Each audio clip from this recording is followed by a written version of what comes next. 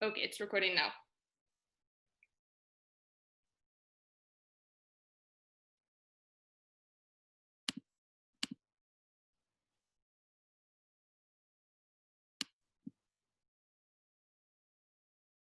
Okay, fire away whenever you want to. Okay, good. Good evening, everyone. First of all, thanks, Ruth, and thanks the Stakeholder family for having me with you. It's a great pleasure, and also big kudos on all your programs and all your endeavors. I think it's a fantastic initiative. So, for the rest of the people, hi everyone. Can you all see my screen? Yes. Yes, great. So as Ruth mentioned, I'm going to share my perspective about product management and the thought-provoking title is myth versus reality. You will see that in the coming slides. So I'm planning to talk around the next 35, 40 minutes, and towards the end, I would like to have a Q&A session. So feel free to ask any question, either related to the presentation or to other topics that you feel are relevant for this product management environment. So with all that said, let me start. And let me start about talking about myself and just to set the right expectations, I'm not a product manager, right? So I think that's a kind of inconvenient truth. That said, I think I'm well positioned to talk about product management because through my professional career, I have the chance to work with product managers, to manage product managers and to interact with product managers in different contexts, right? So, and you see some of the companies I've been working, for instance, at Vistaprint, my role regarding product management was to provide them with insights about the customer and about the market. Regarding Decibel, it was super interesting because Vistaprint is a digital company, Decibel is a fashion company, it's apparel, and I think it's fascinating how in fashion, product is the king, right? So you really think like the products, the t-shirt, the dresses are really the core of the company. However, starting to provide data and analysis to product managers was a fantastic experience. That was my case at Decibel. At eDreams ODJ, which is a travel company, my relationship with product people was more stakeholders. We were working together to see how can we improve the offering and the experience of customers. And my last experience at Custodio, I've been working there until very recently. I was running the product operation. So under me, I had 4 product managers. So all this background to say that although I'm not a product manager, I think I can provide a good perspective on product management work, the pros and the cons. More on the personal side, and don't worry, I'm not going to be long talking about myself. I'm going to get into the product side. But just to give my background is really on the analytics and insights. This is really where I developed most of my professional career, playing with data. I love when I can see data, and this data is telling us something, and that generates insights, and that helps make product decisions, marketing decisions, and among other things, I'm one of the co-founders of VCN Analytics, which is a meetup we organize every 3-4 months, or we used to organize every 3-4 months meetups where people working in analytics in different companies were sharing their perspective and the best practices. On more a personal side, I'm also an activist against food waste. You might not know it, but around 1/3 of the food we produce worldwide is wasted. And that happens whereas millions of people go to bed hungry. So I feel that's completely wrong. And a few years ago, I decided to do something. I became an activist, and among other things, I'm the co-author of this book that I put here, Los tomates de verdad son feos, that could be translated as real tomatoes are, ugly tomatoes are real. Real tomatoes are ugly. I got messed. So that's the book. Again, I'm not going to talk about the book. And just to close my personal thing, I love music, especially heavy metal. This is the cover of one of the last albums I got fascinating. It's a Portuguese band called Gaerea. Anyway, I'm not here to talk about music. Also, and just to close about myself, I'm father of Andrea. She's 12 years old now, and I'm husband of Celia. She's my wife. So with that said, let's get into the content, right? Because I think this is the fascinating part. So around product management, let me start with something which is a very old quote coming from Sam Walton. If you don't know Sam Walton, he was the founder of Walmart. Every time I use this quote, I feel, wow, that's super old, that's old-fashioned, that is really, but I think the essence is still true, and I think it's very relevant when talking about product. Let me read it for you. There is only one boss, the customer, and he can fire everybody in the company from the chairman on them simply by spending his money somewhere else. That's very relevant because every organization, every business It's existing because there are certain customers, certain people enjoying and paying for the product services you offer. So your product, your service, your experience only makes sense if there's someone, a customer, happily enjoying your product or service. If that doesn't happen, those people are going to spend their money somewhere else, and therefore you as a business, as a product, will not exist anymore. So that's why this quote, although it talks about customer, I think actually talks about product. From my perspective, product and customers are two sides of the same coin. So product management, my views on product management, and I think not sure how much you know about product management. I guess I was told most of you come from a more data analytics background, but in general, I think you would agree that if you look at companies like Netflix, Spotify, Revolut, TikTok, Etsy, it's like a kind of cool moment when we talk about products, about digital products, about products built around technology. Could be products, could be services, could be experience, right? So they are part of our reality and they are becoming extremely popular. I could even say that if you think about all these products, they all, in a way, are the result of this mindset, very popular now, of lean startup, right? This is now, I would say, mainstream pop culture, because at the end, having a cool idea and turning into a real project in a way which is lean, agile, and customer-centric is something that everyone wants to do, right? So taking some idea, use the technology, and make it a product is kind of cool, it's kind of popular, and nowadays you will hear more and more success story. That's great. That's great time to be working and be part of the digital product.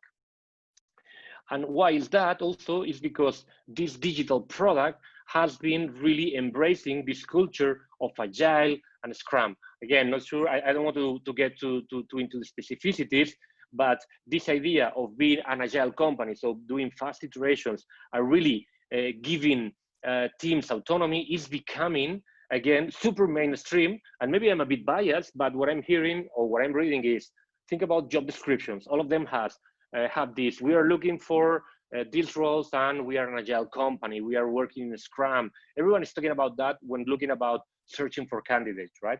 The same applies. There's an increasing number of conferences, events, even gurus, book writers, and the focus is around being agile, how to build product fast, how to be a lean startup.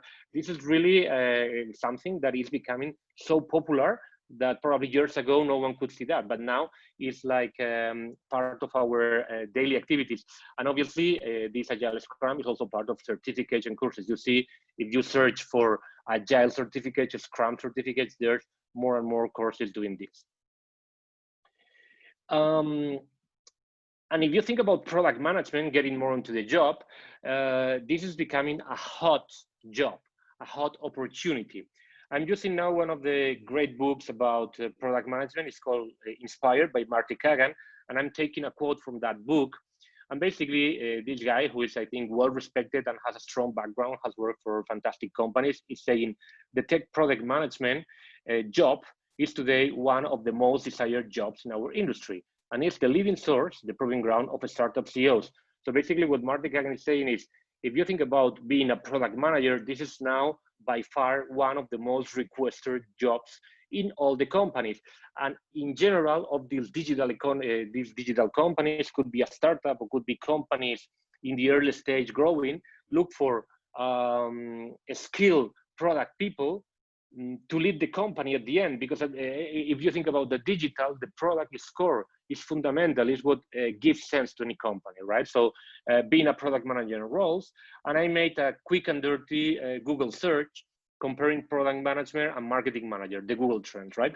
So the blue line is product manager and the red line is marketing manager. I started the query 10 years ago, and you see the evolution. 10 years ago, marketing manager, more people, a significant higher number of people were searching for marketing manager versus product manager. Through time, little by little, the blue line, which is product manager, is growing, and gets to a similar level. I can tell you, probably I'm older than most of you, many years ago, having marketing managers, marketing jobs were like, hey, everyone wants to work in marketing. Then it came the data, the analytics, and I see now that product management, product manager is becoming really like one of these jobs and say, hey, I want to become a product manager, because how cool is that, right? Again, Spotify, Netflix, Google, all these companies are applying this product mindset of lean startup and developing cool things that people could use and become popular and so on and so forth. And what is product management about? In a nutshell, it's about identifying a real problem for some people, from some customers, and solve it, right? Solve it, combining technology, which is cool, some elements of design, right? Because technology in per se might be super cold or might be not user-friendly, so you need some elements of design. Then you need to do that, and that's important, meeting business needs, because you could develop a fantastic product, but if no one is paying money for that, or no one is using it and no one is funding that, then it's a good use case, but it doesn't make sense from a business perspective. And obviously, you need to develop something which makes your customers happy. As I mentioned before, your company or your business only exists if someone is taking some advantage and is having a good use and enjoying your product or your services. And thinking about product management, the best practice are quite, I would say nowadays, clear or standardized or really well known. It's about creating cross-functional teams called squads. Basically, this is, instead, think about in the old mindset, you said, hey, I'm going to put a high number of people, 30, 40, hundreds of people working on the same thing, and they will make it. Now, the philosophy is very different. You create a squad, small teams, up to 10 people. Then you have a group of software developers or engineers. You have a product designer, you have some QA testers, and you have a product manager. All together work as a squad, as a cross-functional team, right? They are given, and this is what I mean here by autonomy and OKR, they are given, hey, you are free to do what you want. You just need to meet some objectives. That's the O of OKR, objective key results. You are said, hey, we want our customers to be more engaged with our product. That's a kind of soft objective. Then the team is responsible to turn that objective into some key result, increasing by 20%, whatever metric that is relevant to your business. And then that's the only thing, that's the only mandate they gave. They as a team, need to reach that goal in the best way they think. And since they are a small team, but still big enough, equipped with all the disciplines, they are, let's say, given the chance to succeed. And that's the mindset, because they are given an objective and say, hey guys, be fast, iterate fast, learn, and obviously, and that's a part of also my background, use the data and the insights to make those decisions. And that's great, right? That's a formula that everyone could say, hey, instead of being a bureaucracy, big teams, a lot of hierarchies, you create a squad, a cross-functional team, making it work. And then on this product management, the formula, the magic formula, you embrace the concept of MVP, minimum viable product, as mantra. You see here, right? Instead of developing a nice donut at the very end, you start with a prototype, which is kind of a sketch, an MVP, which is not your final product, but it's close enough to see if people will like it. What does it mean? Instead of spending 1 year, 2 years developing something and see how the market reacts, you take your concept and say, hey, what is the fastest way to validate if this crazy idea or great idea is really gonna succeed, right? So you build the smallest possible product to test if market reaction is gonna be good. And just to close the formula of product management, you read some books, you go to some meetups, you attend some webinars, and then the magic will happen. That's Galadriel, Lord of the Rings, in case you were wondering who she is. That's great, right? That's product management, and you say that's a fantastic job. So that, those are the views on product management. Not really. That was the myth. Sorry to say. If until here you were happy, that's the end of the happiness of this talk. Because everything I've been saying is true. Don't get me wrong, but there's the other side, and that's what that's why I call this session product reality versus myth, right? Because the previous part, the previous slides are great, are telling, oh, that's great, right? Who doesn't want to work in that environment that I just mentioned? Being lean, agile, data-driven, customer-centric, oh, that's the dream, right? So do it that, be in a small company. Reality, though, is different, and that's what I want to share with you in the next slides. So let me start with this quote. I'm not going to mention who told me that. That person was a chief product officer in a company, and that person told me, in this job, meaning product management, you never get the credit of the success, but you always take the debit of the failure. Debit meaning the pain, right? So if things go well, no one tells you, congratulations, product, you did a great job. If it goes wrong on the product side, you get actually all the pain, all the complaints, this product is not working, what is the problem, what are you doing, and so on and so forth, right? And this might sound like fear, but this is real. And I'm going to elaborate on that in the next slide. But the first time I heard that, I thought that person is overreacting.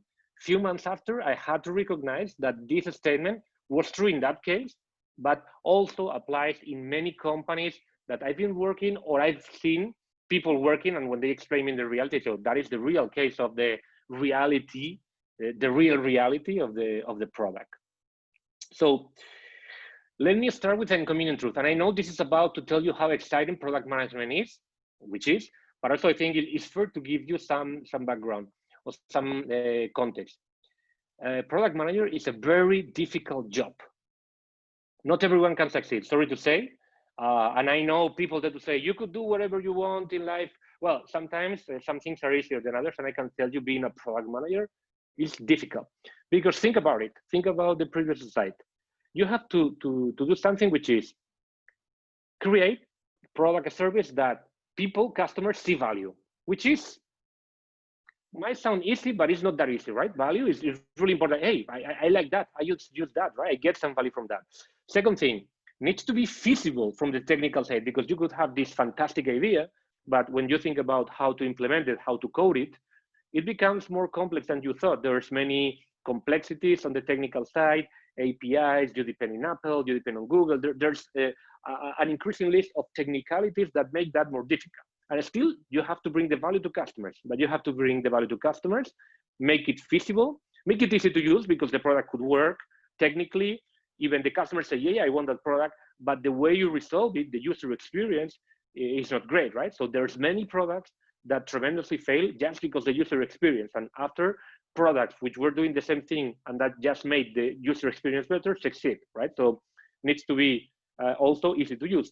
And the last, and also very, very important, needs to work in the context of the business you are operating, usually bringing money, right? Sometimes it's not money because the products you are offering are monetized through advertising, but these products that you create that bring value to customer, that need to be feasible on the technical side, that need to be easy to use, they also need to work on the business side. So you need to meet all these 4 criteria, otherwise your product doesn't make sense.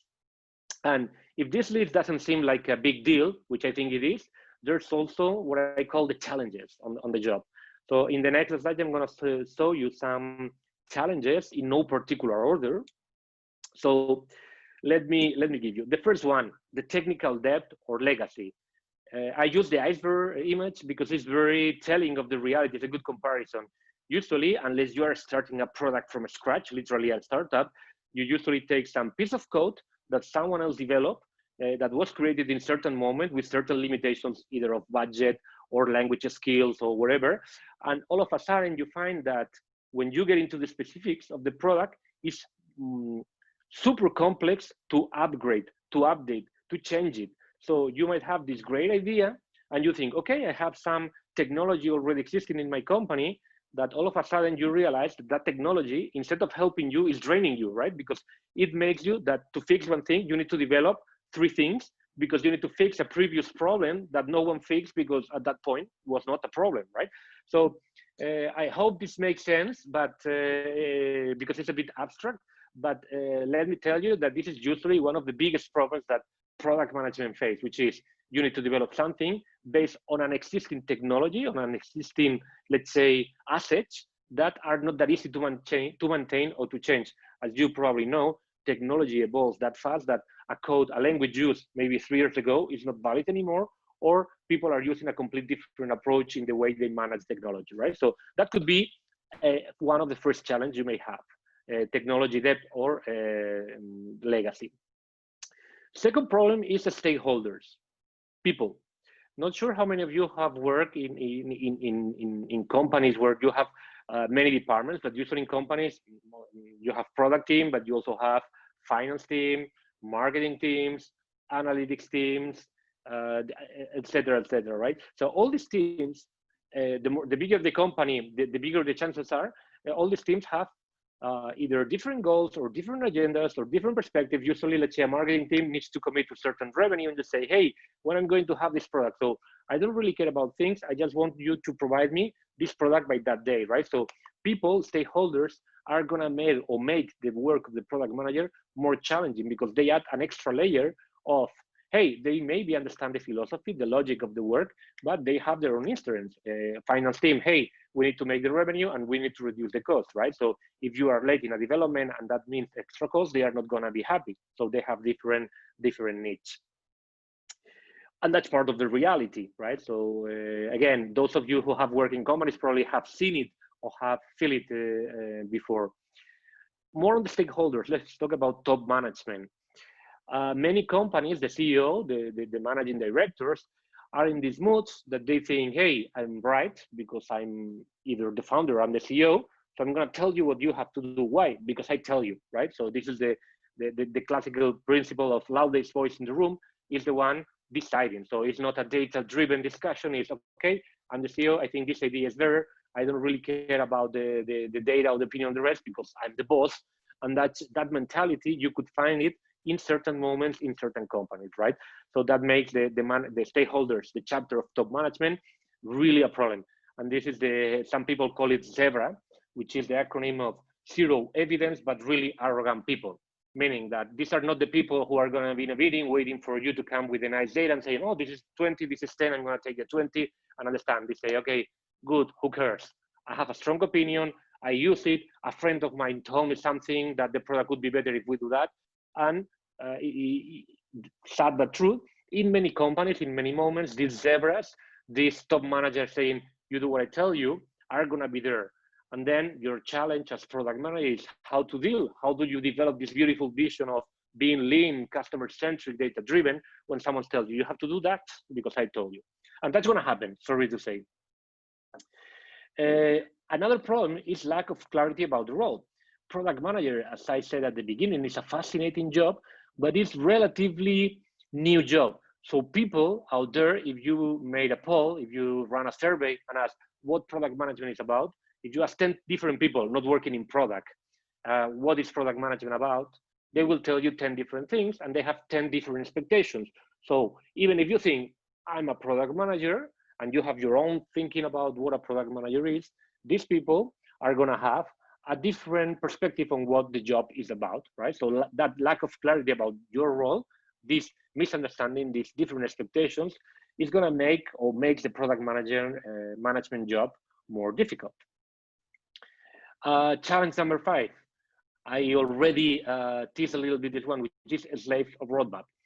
One of the cool ideas or the principles of the Agile Scrum is you make small and fast iterations. Instead of defining a big band-aid, you say, hey, every 2 weeks, I'm gonna improve, I'm gonna bring new value to my customers, meaning I will improve my product through a user experience, a new feature, and so on and so forth.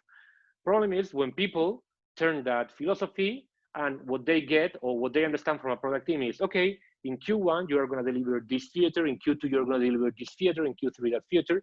And remember, customers do not like features. They want you to fix problems or to add more value. And might be the case that certain features sounded very good 3 months ago, but when you get into this, say, this feature doesn't make sense, right? So the problem is in certain companies, you became a slave of a roadmap and say, hey, that was your commitment for Q2, so I don't really care about the Agile Scrum anymore. I want the feature, right? So being a slave of roadmap is, again, one of the challenges that product managers face on a daily basis. Number 6 is market landscape. I'm using this example because probably you've heard it. Fortnite, the famous game, are getting in big trouble with Google and Apple. I'm not going to elaborate on that. That is per se a topic that probably would merit a session on what happens in the Apple Store and Google Store. But basically here, what I want to raise is that you could have a beautiful product, a beautiful idea, but the landscape, the competitive landscape, could be changing everything from one day to another. And by competitive landscape, I don't only mean your direct competitors, but in this case, Apple and Google, which at the end, if you are developing an app-based product, which is in most of the cases the reality of digital products, they are the gatekeepers. So all of a sudden, they could change the rules and you are out of business.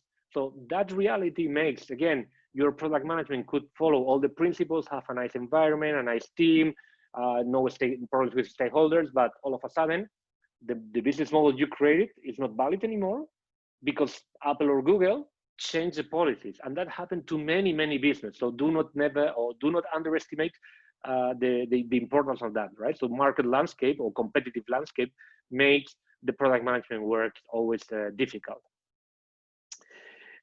Another important problem that I've seen or challenge is what I call only process, not the essence. I mentioned the Agile and the Scrum, and the philosophy is really good, right? So you have these small iterations. Usually people work in sprints of 2 weeks. You have a daily meeting, you have a planning, then you do a retro to validate if your planning was good.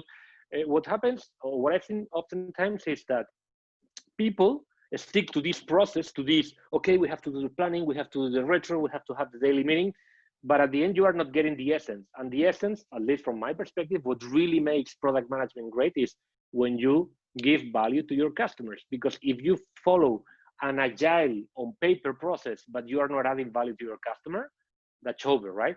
So be careful when you hear, yeah, we are agile, we follow all ceremonies. That's not enough. That could be even a problem, because that makes a tick and you say, yeah, I'm agile because I do my daily stand-up meeting. Maybe you don't need a daily stand-up meeting, or you don't need a retro. What you really need is focus on customer, right? So be careful on being just agile or following the process, but not really the essence.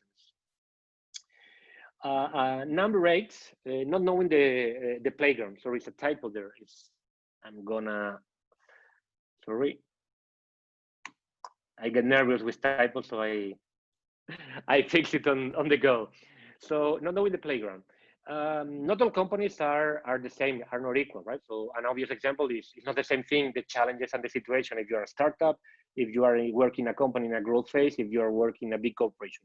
Usually that is easy to detect, right? So you know when you are working in a startup or you are working in a big corporation. But it's important that you recognize that. The problem is not that, the size of the company. The problem is, do you really know the culture of the company?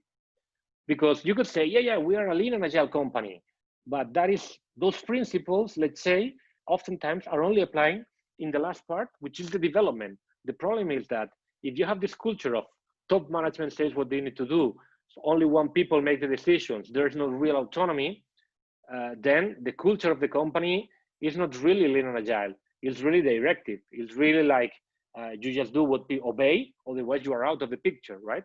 So I think by not knowing the playground, that's usually what requires being with eyes open, really observing what happens and saying, this is the culture of the company. And obviously, it doesn't necessarily to be negative, but you need to know where you are, right? So you need to know where are you playing to make sure that first, you want to enjoy that journey, and second, make sure that you don't try to be like crazy and doing things that no one else is gonna do. You need to be like knowing the culture. So that was a little bit the challenges.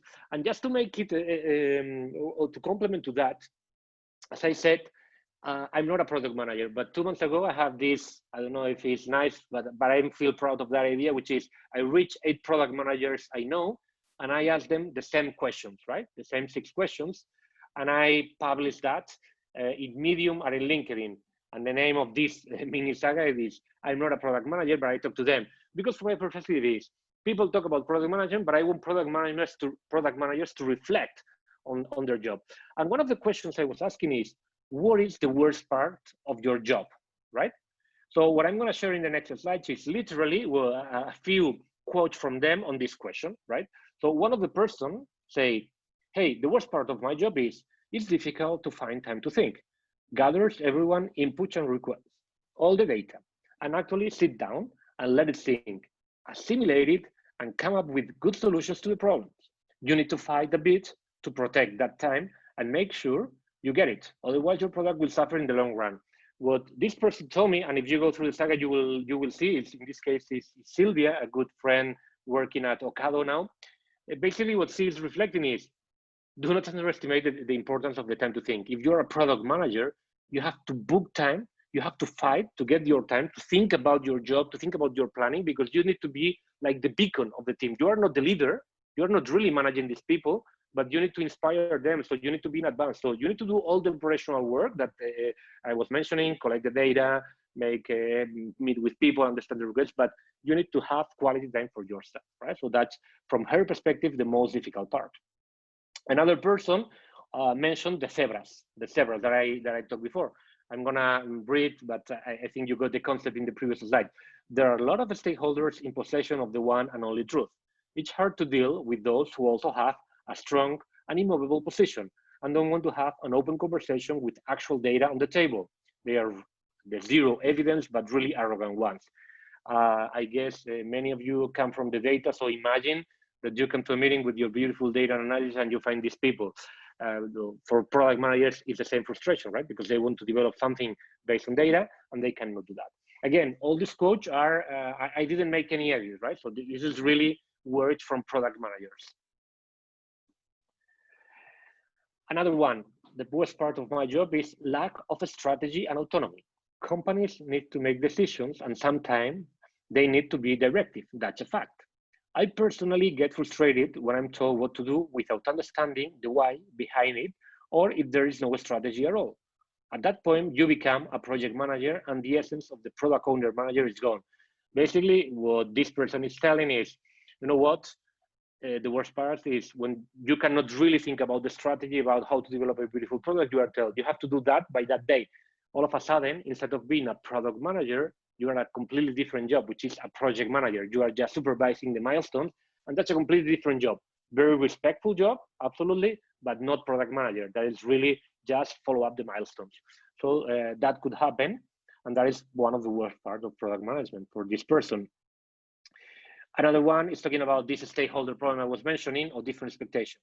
It's frustrating to have conversations with people who don't understand how a product team should work and ask for future roadmaps with dates, or who believe that you should build what they ask. I think it's very straightforward, and we mentioned before, right? Another one, product is a team effort and it's cross-functional. It goes beyond the squads that a product manager leads. It frustrates me when the companies are not set up in a way that the different element of the product experience for the customer collaborates in the best way. I think it's another or more subtle way to say the silos or different agendas, right? So you have to do something, but the rest of the departments do not really understand the philosophy, and then do not allow you to work in that way. So what, right? So at this point, probably at the first 10 minutes, you will say, oh, being a product manager is super cool. And now you feel, whoa, it sucks, right? Being a product manager with all these challenges. I think no, I think it's great. And I think, as happens many times in life is hard. Being a product manager is hard, but it's still worth living it, or it's still worth being a product manager. So let me close this, my part of the talk, with some final thoughts on what is the best way, at least from my side, to really enjoy the work of product manager. Customer obsession.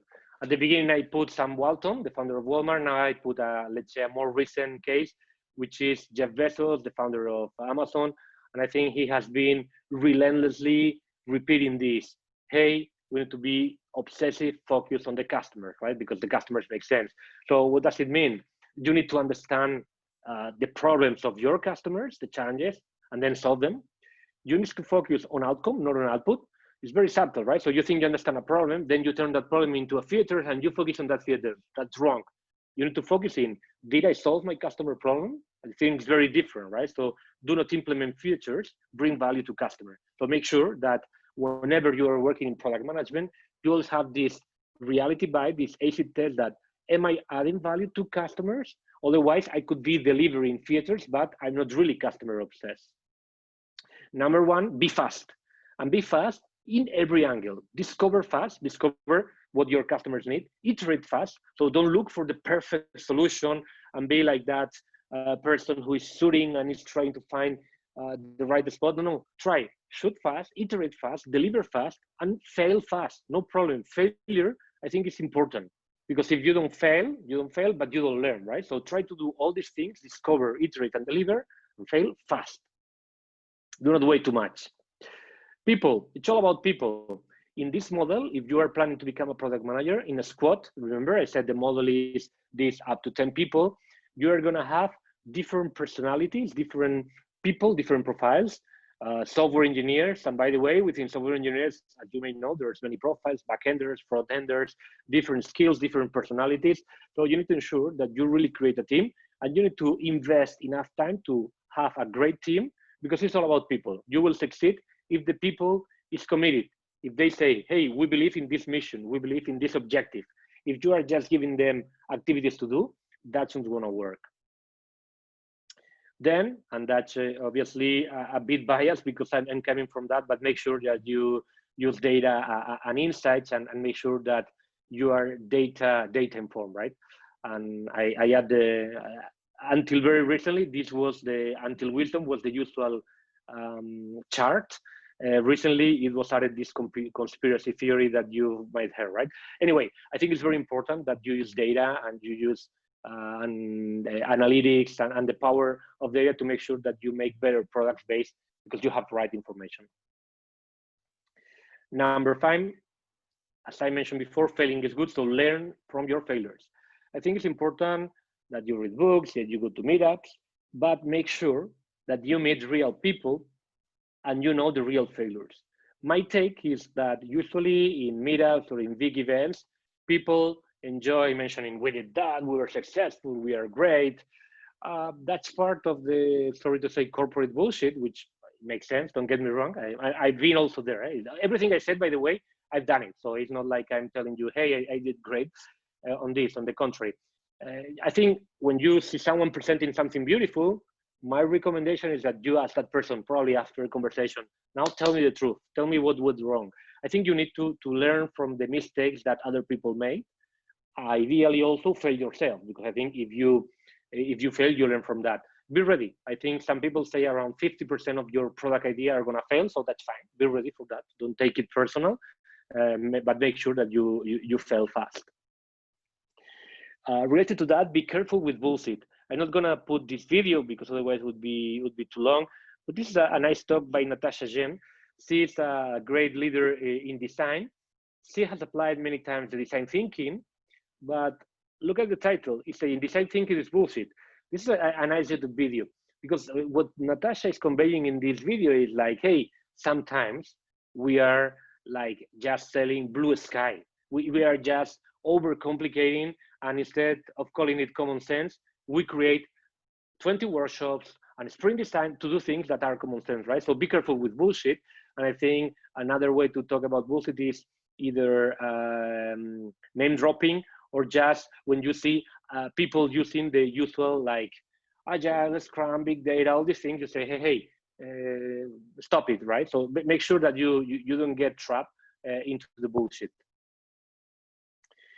Number 7, know where you are, know yourself. Know where you are means like when you are working, could be in a company, organization, as I mentioned before, be with your eyes open, with your ears open. You need to know where you are. If you say, hey, I'm in a company which depends a lot on technology, and you combine that, do I know a lot about technology? Because if I know I do not know enough on technology, that's not going to work, right? So you need to know yourself, your limitations, what you're good at and what you're not good at. Some product managers are great with data. That's the mindset. Some product managers are really good on the engineering side. So you need to know who you are, and you need to know who are you working with, or otherwise it's not going to work. In a nutshell, I think, coming back to the initial slides, Agile, from my perspective, which is let's say the summary of everything when people talk about product management, is a mindset. So you could have a plan, but reality is going to be different, right? So don't get too stick on the ceremonies, the process. That's fine. But I think you need to, the true lesson or the true nutshell is, hey, be ready for the unexpected, and that's fine. As work, such as life, is going to be unpredictable. Many things that you were not expecting are going to happen, right? So be ready for that. And just to close my presentation, coming back to, I'm not a product manager, but I talk to them. Another question I put to the guys, to the 8 people, was, what is a good PM? Tell me what is a good PM, a good product manager in your words. So one of the people told, the answer was, a good product manager understands and listens to her customers, makes data-driven decisions, is strong enough to say no. Very important, right? So, and this is part of of reality in probably all the jobs, but sometimes you have to say no. Has a strong leadership and negotiation skill, is a great communicator, takes controlled risks to innovate, is extremely passionate about technology, and hates her job. You cannot do this job without energy. So very, as I mentioned before, it's a difficult job. It's a great job. It's a beautiful job. I admire product managers, but again, it's not an easy job. As you see, there's many skills. Another product manager said, a good product manager has passion for product management, growth mindset, empathy, and business awareness. Another one, she told me, a good product manager asks why over and over again, and is able to challenge any decision made. She's okay with being proven wrong. That's very important, because I think the real brave people are ready to say, I was wrong. Saying I was wrong in front of 20 people sounds very harsh, but if you manage to do that, I think that's great, right? So what this girl was telling is like, hey, be okay with being proven wrong. She's always learning through experimentation and improving. She has empathy to relate to users, so to your customers, but also to build a strong relationship with her team members. People is everything. And to speak the language of different profiles across the company to reach common goals. You are going to be like a blue helmet from United Nations, right? Trying to make 20 different people, departments with different interests, all together and say, hey, this is the product that we need to be. And then, in her words, a bad product manager would be somebody who holds a weak opinion strongly, right? Good product manager for this person is, good product managers focus on outcomes. Bad product managers probably still focus on output. Very subtle, but I think it's very relevant. It's a good summary. It's a nice way to put it. And that was it. I hope it had been interesting. Since I cannot really see your faces, I don't really know, but thanks for listening. And now I'm happy to take all your questions and related product management or to other topics that you feel I could have something to say.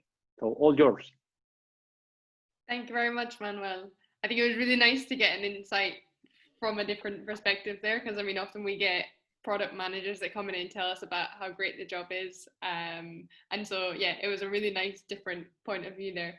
I can see some faces have popped up. So, I mean, I've got plenty of questions, but feel free definitely to ask away. So anyone that's got a question, you can either unmute or drop a message in the chat as you prefer. I don't have a message per se, but I just concluded the full stack course with CodeOp, and I'm going to be doing the product management course next. And it's amazing to see how like the image that I had of it was pretty much the whole myth part. And it really sounds like, oh, wow, this is an amazing job. And then you're like, wait, look at the other side. Great talk. Thank you so much. I appreciate, and don't get me wrong, because I think the product managers, as I like to say, are the unsung heroes, right? Because they usually don't get the credit. I think it's a great job, and you know, when you are with a product manager, you feel it because they enjoy what they do. But I think it's important recognizing that sometimes you get that reality, and to be honest, sometimes that happens not only in product management, but if you focus on a software engineering side. That could happen also on analytics. I can tell you many sad stories about my years in analytics. In that case, as analytics manager, right? But that's reality, and I think it's good that you get that perspective. So I can see there's a comment here. Thank you, fantastic. When you say discovery, iterate, deliver, and fail fast, how fast is fast? So good question. How fast? I could take the usual ASAP as soon as possible, but I think in every context could be different. But for instance, in the discovery, try to do it in 1 week. There's now this mindset that you say, okay, you take, that is called design sprint. You take all the relevant stakeholders, product people, marketing people, software engineers, the members of the squad, and let's say, hey, we have this crazy idea about developing a new product about that, right? So you take 1 morning to define it, and the day after, you go with a sketch, literally, a designer makes a sketch, and you launch it in a testing platform. There are many out there to get feedback on people. Hey, would you like something like this? So that is the sense. And in 2-3 days, you get a sense, that is gonna be like interesting, or people are telling, yeah, that's nice, but I'll never pay for that. That's what I mean by fast, right? Especially in the discovery phase. Because the less you do that, then the more time it's going to take the rest of the work. If you don't do a good job on the discovery, or if you don't do a good job on what engineers call like a spike, meaning, hey, before getting too crazy in developing something, we are going to make a high level understanding of the potential complexity or the unknowns. Sometimes you don't really know what you don't know, but at least you know you don't know, right? So by fast, I think ideally is that in every phase you take days, because otherwise you're going to take long cycles. Again, that's a bit of a myth. In reality, it's hard to see development cycles of 2 weeks, right? Because technology tends to be more complex and you need to do some testing. But in general, start with the white page and think how fast can you do that, especially in the discovery and the prototype. So that would be the stage where you should be faster in the discovery and the prototype. And then define something which is small enough to be developed, let's say in 1 month. Start with that. Hey, what can we possibly do in 1 month? Because at the end, it's going to take longer than you plan. And if you don't make like a short deadline or a short commitment, rather than deadline, sorry for using it because that's the wrong word, that's one of the taboos word, but rather than saying, hey, we are going to do that very like in 3-4 months, try to do what can we do in the next 2-3 sprints, validate with customers and say, that's good enough, let's keep investing. It's not working, let's go for the next one or let's improve it. I hope that is an answer for for Kivet, I think is the person who made the question.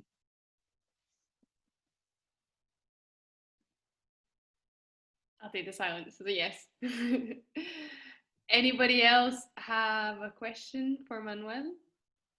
Feel free to unmute yourselves, or like Kibet did, right in the chat there.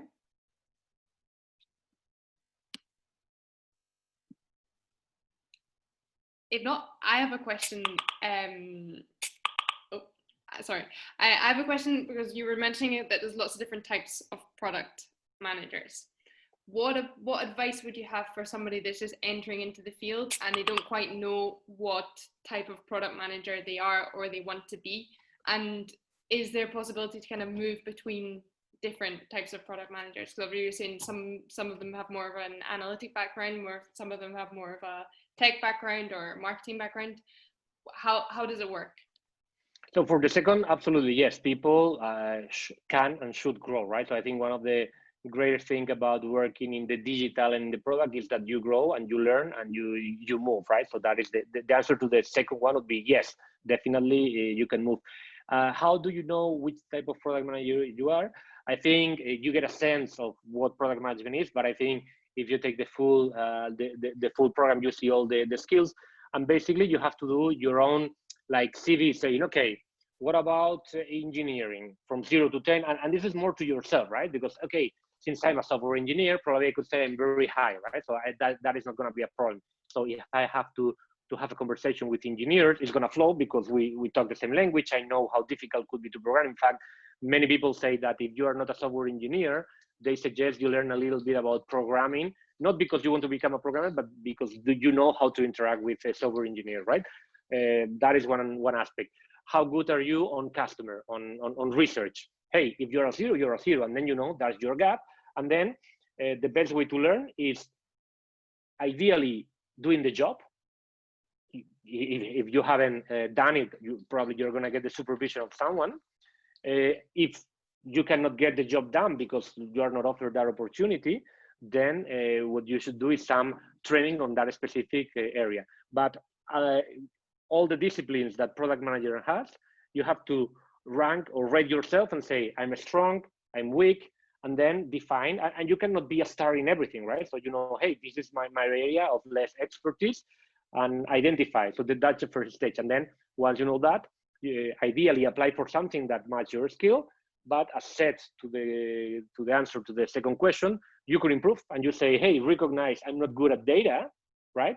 But I want to improve. So you get close to an analytics team and say, hey, let me know the principles of A/B testing. Let me know the principles or the best tools to look at product metrics. So you need to get people and be straightforward. I think in general, what I'm seeing lately is that people are more, feel more comfortable when you say, hey, I don't really know about this. Can you explain me? Instead of pretending you know about every single discipline. And obviously through the years, you learn more things. So I hope there is an answer, Ruth. Yeah, thanks very much. We'll leave it a couple more minutes, see if anyone else has a question.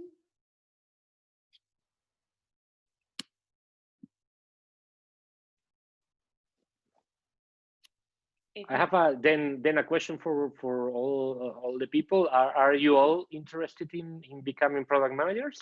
What is the reason you joined the conversation? Yeah, just out of curiosity. No. Well, just like I said, in my case, is I just did the development course, and then we have the opportunity to do the product management, and it's nice. I'm coming from hospitality and tourism background and a lot of customer service background. So I kind of see a little bit of a connection there with product management. So it's something I'd like to, give it a try. So we'll see. I'm still fresh with the development as well, so I'm not really sure. I just think that it's nice to have both options to kind of complement each other, and then we'll see what the opportunities will be. I see a lot of software engineers turning into product managers after a few years working as on the coding side, because I think it's that close, right? So they are really like the blurry line. And some people at one point say, hey, I love coding, but I love like making like this work more on the creative side. So that's nice. That's a nice combination. Both are really nice works. I just received a similar question there. So does a developer make a good PM? I think you've answered it, considering they understand the coding side and what they said in their message, the UX, UI side as well. Say it again, sorry. Somebody just sent me the same question in the chat, in the private chat. They just said, okay, does a developer make a good PM? But you kind of just covered it there as well. Yeah, what I've seen also is interesting because I've seen people on the QA. So QA, if you don't know, is the testing, the quality and assurance. Also saying, hey, I want to become a product manager. Front-ender saying, I want to become a product manager, so, right? Front-ender saying, I want to be a product designer. So I think the good news is that in the current setup of many companies, this can happen, right? So people are really open. And I think that will be also interesting when you apply for a job and you learn. Try to know if the company you're applying for is open to these type of transitions, because I think it's great. I think that is very insightful, because if you have 4 product managers working in the same way, all of them with the same profile, that's very boring. In general, I love working with very different people. No? So I think that's good to have different backgrounds and to learn on the job. Definitely. And one more question related to, I think it was the very first point that you had when you had the picture of the iceberg. How often do you find, because I mean, when you think of a product manager, you normally think they're making brand new products. How often do you find that it is you're working on a product that's already existing, or you're adding a feature to it, or you're fixing something in it, compared to what would be the ratio? I think unless you are starting from scratch, sorry to say, you always have a technical debt by definition, because I think there's this trade-off, right? You want quality, you want it cheap, and you want it fast. And usually you cannot have 3 of them. You have to live with one of them in terms of anything in business, but also in development, right? Because you need, hey, we need that in 1 week, then it's going to be worse than if you have 1 month, right? By definition.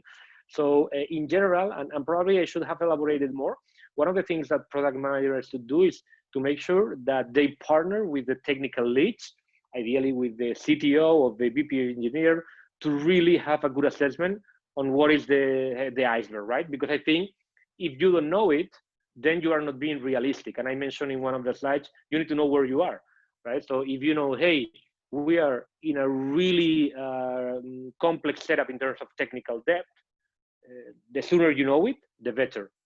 And that's a conversation. So I think in general, companies are successful when the product leads and the engineer lead are on the same board. They understand each other, and you put also some empathy, right? Because the people on the technical side will always need time to fix the technical debt, right? And it's a trade-off. If you don't invest in fixing the technical debt, then it's going to be more complex to change it in 1 year, because you are adding more fixes on the go, and then it becomes a monster, right? So, but that's also part of the reality of, if you want to be fast, you need to accept certain elements of, let's say, uncertainty. So technical debt, I think to your question is, I've always seen it, let's put it this way, unless you are creating from scratch. I think, correct, maybe any of you, if you are software developers, have a different perspective, and I'm wrong, but my experience is that you always have, and you just need to know what you have, right? If you are in the tip of the iceberg, or you are just, hey, we have something, but we can easily fix it.